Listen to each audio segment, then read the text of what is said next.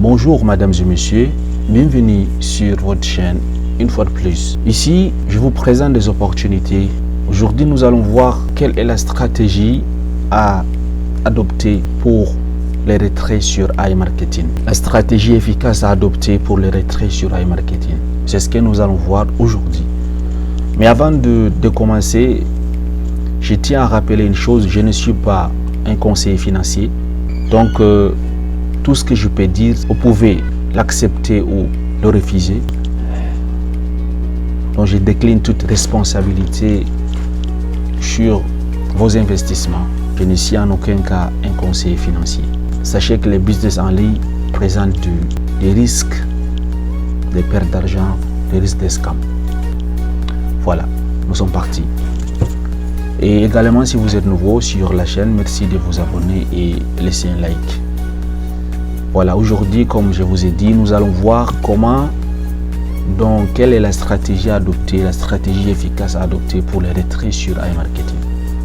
Je vais juste essayer de vous expliquer cela. Ces derniers temps, nous avons subi beaucoup de dérangements, beaucoup de blocages au niveau des retraits. Mais il y a de l'espoir d'ici la semaine prochaine, donc d'ici prochain meeting entre les membres les leaders et les différents membres de iMarketing, nous aurons plus des informations à propos des retraits. Mais pour le moment, jusqu'à présent, il n'y a aucune information officielle qui nous est parvenue de la part de iMarketing. Et j'aimerais aussi vous rappeler d'une chose, pour les personnes qui investissent en ligne, ne mettez pas tous vos œufs dans le même panier. Essayez de diversifier vos fonds. Ainsi, même si dans un de business où vous êtes, si ça s'est bloqué, ça ne marche plus normalement, vous aurez la possibilité tout à fait de continuer à vous faire de l'argent. Pourquoi? Parce que vous avez investi dans tous ces business. Cependant, sachez qu'à iMarketing, avant, il y avait une méthode qu'on appelait les intérêts composés. Consistait à faire quoi? Qui consistait à investir au minimum 350 $. Une fois que vous avez investi, les cashbacks que vous voyez, les cashbacks en cours, lorsque ça va commencer à remonter au niveau des cashbacks disponibles, vous les réinvestissez pendant une période de 3 mois sans toutefois faire le retrait. C'était la stratégie que les gens avaient. Une fois que vous parvenez à réinvestir vos cashbacks pendant une durée de 3 mois, l'ancien système voudrait qu'on fasse quoi? Voudrait qu'on départage le mois en deux parties. Une partie pour les retraits et une partie pour les réinvestissements à partir du 4e mois. Comment ça s'est passé? Vous faites ceci.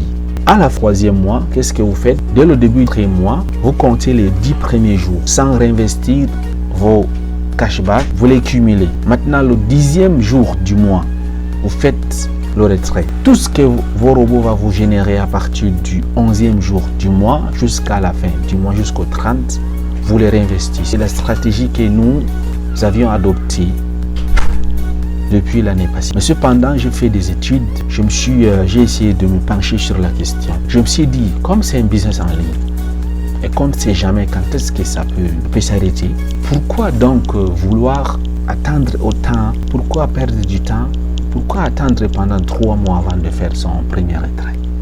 Donc, c'est pour cela, d'où la question, quelle est la stratégie efficace à adopter pour les retraits sur iMarketing. Donc, si vous, les leaders, vous avez des nouveaux fioles, ne les mettez plus dans la stratégie, dans l'ancienne stratégie où ils devraient patienter pendant 3 mois avant de faire le retrait. Essayez de leur montrer ces stratégies-ci.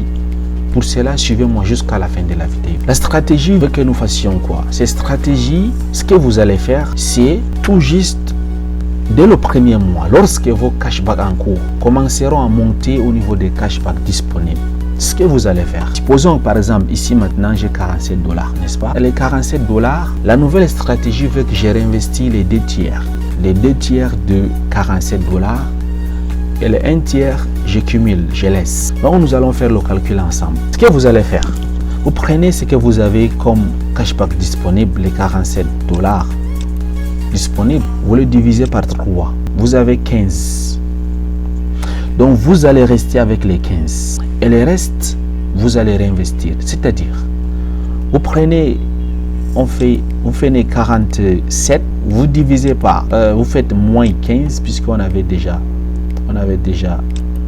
faites 47, vous faites 47, vous faites moins 15, voilà. Il vous reste 32. Donc, c'est les 32 dollars là que vous allez réinvestir. Lorsque vous allez venir, par exemple, ici, au niveau de recharger, ce que vous allez faire, c'est de mettre 32. Vous voyez, vous sélectionnez le cashback, après vous réinvestissez.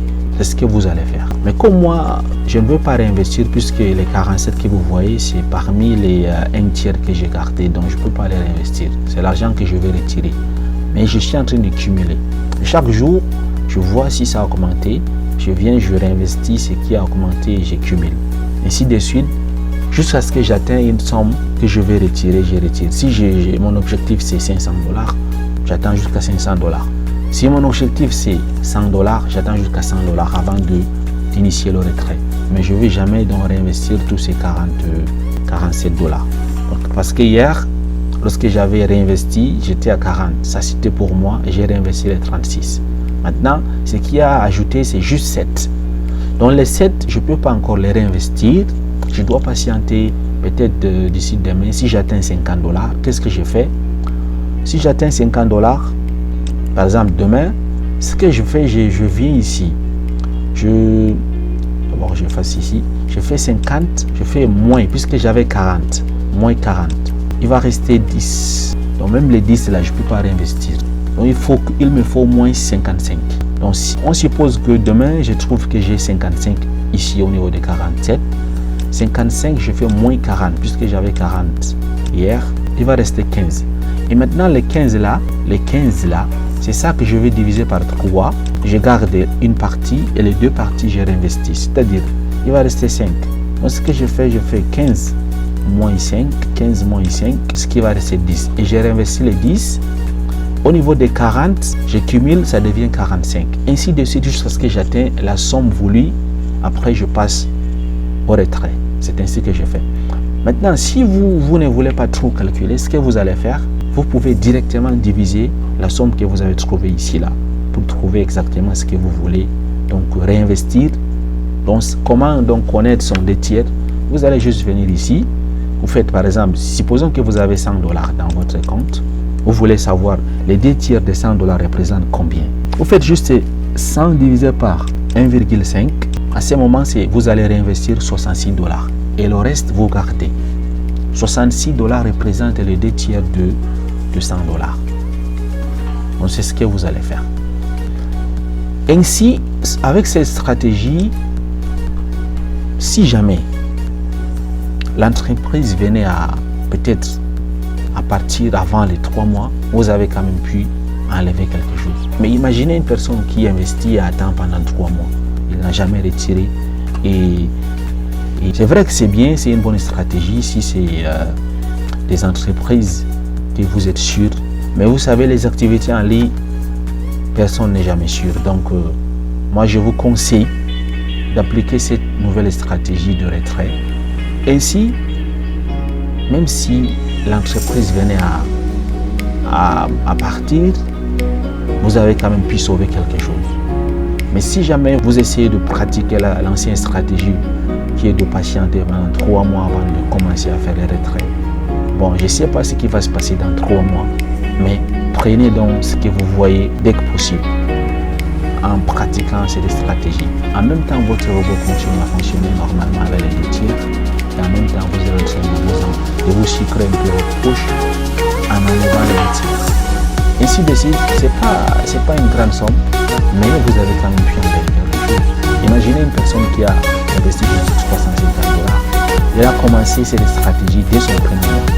Donc du coup, supposons qu'il a pu donc retirer 50 aujourd'hui, peut-être après quelques jours, 50 après. En 3 mois, il pourra donc récupérer sa mise, ou bien en 2 mois, il pourra récupérer sa mise. Maintenant, tout ce qui va venir après la récupération de sa mise, ça serait juste le bénéfice. Donc, il n'a pas attendu pendant 3 mois avant de commencer à faire le retrait. Et il est aussi mieux placé par rapport à la personne là qui retire ses gains après seulement 3 mois de réinvestissement. Pourquoi? Parce que lui, au moins, il a déjà quand même pu retirer quelque chose. Donc, je sais pourquoi je vous dis cela. Essayez donc d'informer à vos fioles, de voir ces stratégies. vraiment. Mais c'est pas une obligation, c'est pour une personne qui vise loin, pour une personne qui aime prendre le risque, pour une personne qui a des objectifs à atteindre, il pourra donc pratiquer la stratégie des intérêts composés qui lui permettra donc de ne rien toucher pendant 3 mois ou même pendant 6 mois afin de maximiser, de poster son robot afin que les bénéfices soient donc conséquents après une certaine durée. Voilà, c'est ce que je voulais partager avec vous aujourd'hui. Cette stratégie, c'est parmi les meilleures stratégies actuellement. Votre robot continue à fonctionner, en même temps, vous enlevez quelque chose. Donc, si vous avez aimé la vidéo, mesdames et messieurs, n'hésitez pas à laisser des likes et abonnez-vous à la chaîne afin de ne rater aucune autre vidéo que je posterai.